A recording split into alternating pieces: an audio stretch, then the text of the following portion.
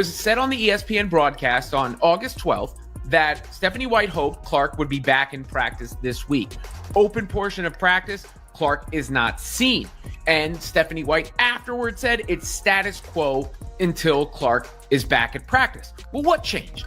Right? I know there's never been a direct timeline, but all the signs seem to point in the direction of Clark returning soon. Even Natasha Howard saying, "See you soon, CC."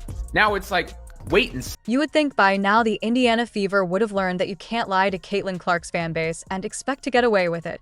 But nope, they just doubled down on the dumbest cover-up in WNBA history.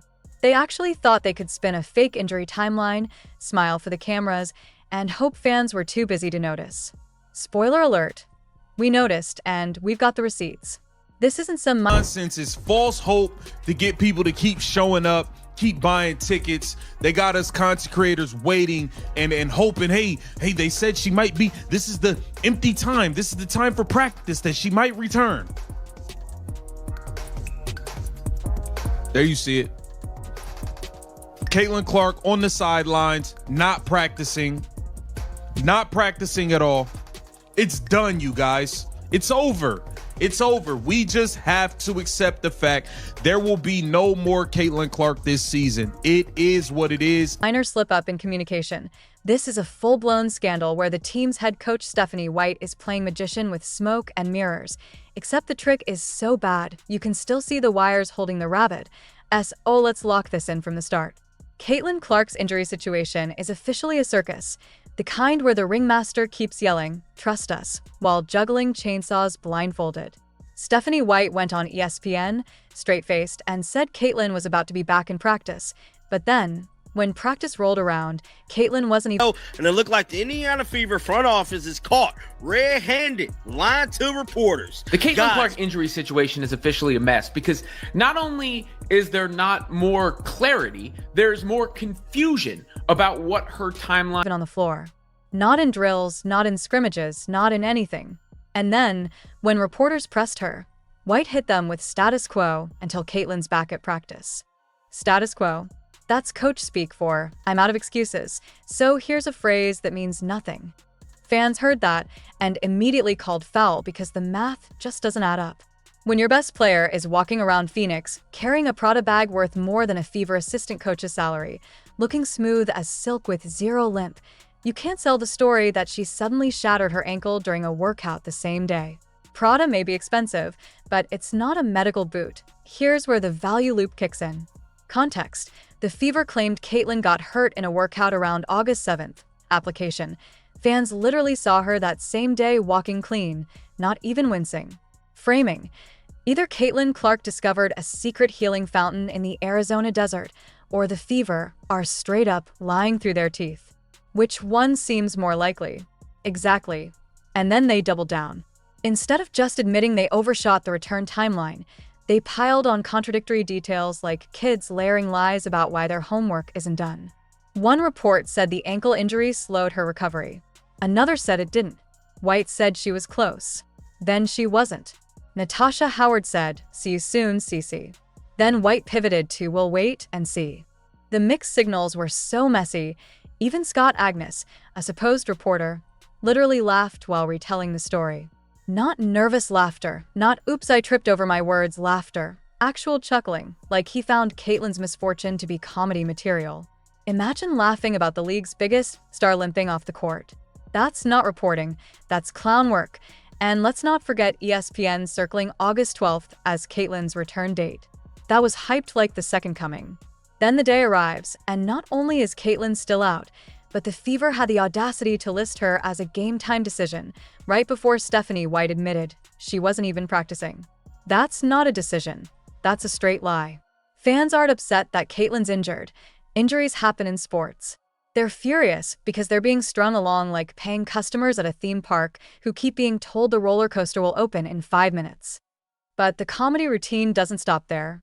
Remember when Brianne January stepped on Caitlin's foot mid-game?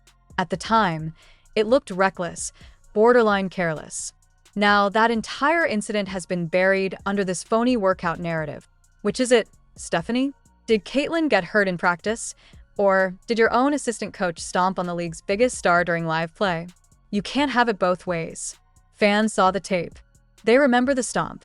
And they remember Caitlyn suddenly disappearing after that. Yet the Fever want us to forget all of that and buy into this cute little practice injury bedtime story. Here's the nightmare scenario nobody wants to say out loud, but we all see it.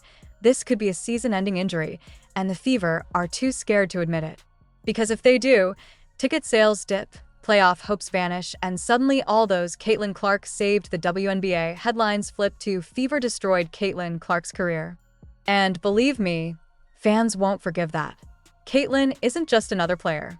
She's the league's golden goose.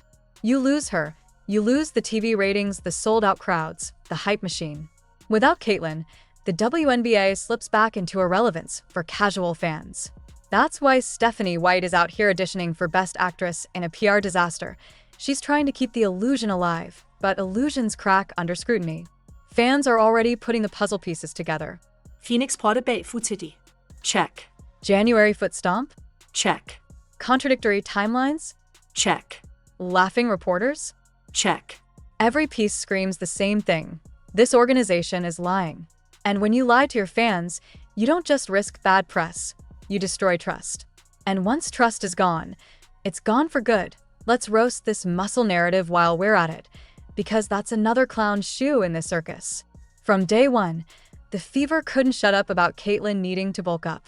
They put her on a crash course strength program like she was training for Mr. Olympia instead of leading a basketball team. And surprise, surprise, her body breaks down. Overtraining injuries aren't bad luck, they're bad planning. It's like cutting the brakes on a car and then acting shocked when it crashes. But instead of owning it, White spins it into Caitlyn just took a bad step in practice. Right. That's like blaming the steering wheel for a wreck. And here's the emotional gut punch. Caitlin Clark isn't just fighting defenders hacking her every night. She's fighting refs who swallow whistles, a front office that sees her as merchandise instead of a person, and now a coaching staff that treats honesty like it's optional. She's already proven she's a generational talent. She's selling out arenas coast to coast. And how does her own team repay her? By lying to her face and to ours. By pulling her off fan engagement moments. By burying her under contradictory injury timelines. That's not how you build a superstar. That's how you burn one out. Fans aren't stupid. They know what they saw. They saw Caitlyn walk smooth on August 7th. They saw January's stomp. They saw the constant mixed signals. And they know Caitlyn is being forced into rehearsed answers that sound like they were written by a PR intern. I'm working hard, feeling good, just unlucky. Please. That's the same recycled line we've been hearing for weeks. And every time she says it, it's less convincing because it's not her voice. It's the Fever's voice coming out of her mouth. Oh, here's the big open loop. What happens when the truth comes out? Because it will. It always does. When fans finally connect Stephanie White is going to look like the WNBA's biggest fool. She'll regret lying not because it was wrong, but because it was stupid. The receipts are already out there. The footage, the contradictions, the disrespect, it's all piling up. And when that dam breaks, it won't just be Fever fans calling her out. The entire league will. And if the Fever aren't careful, this doesn't just become about one coach lying. It becomes about whether the WNBA protects its stars or exploits them. If Caitlyn's career gets shortened because of reckless training, careless coaching, and dishonest reporting, that backlash will be historic. Fans won't forget. Sponsors won't forgive. And the legacy of Caitlyn Clark won't be, she saved the WNBA. It'll be, the WNBA let her down. But here's the twist. Every lie, every cover-up, every disrespectful laugh from a reporter only makes Caitlyn's fanbase more loyal, more aggressive, more unstoppable. They're not buying tickets for the Fever. They're buying tickets for her. They're not showing up for the WNBA. They're showing up for her. The Fever can't control that. Stephanie White can't spin that. And that's the irony. The more they try to dim her shine, the brighter it gets. Let's leave it here. Stephanie White thought she was controlling the narrative. But in reality, she's lost it completely. She turned a simple injury into a scandal, turned her credibility into a joke, and turned Caitlyn Clark's fans into her biggest nightmare. And when the truth finally explodes, it won't be Caitlyn who suffers. It'll be Stephanie White, the Fever front office, and every reporter who thought they could laugh this off. And if you're still here watching, then you already know this isn't over. Not by a long shot. Because every time they try another lie, fans will be right there catching it, calling it out, and spreading the truth louder than ever. And maybe, just maybe, that's how Caitlin Clark ends up stronger than ever, not because her team protected her, but because her fans refused to let her be silenced.